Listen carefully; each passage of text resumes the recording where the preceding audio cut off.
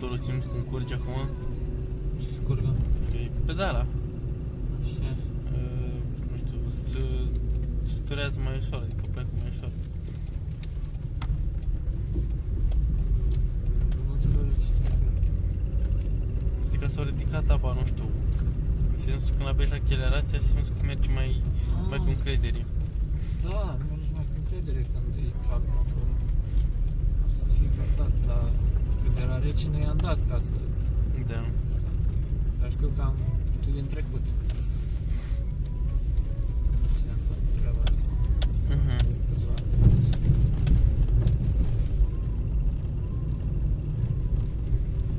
La puțin la 90 de turație, am mai sus de 2000 până mai ajunge acolo la 90.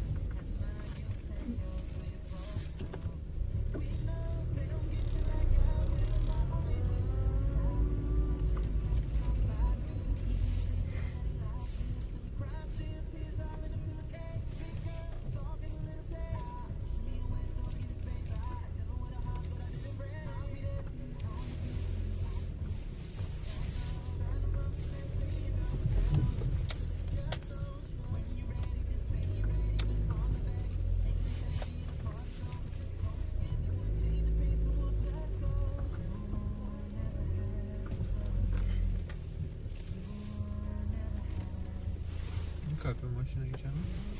Ce apare? Una ca data.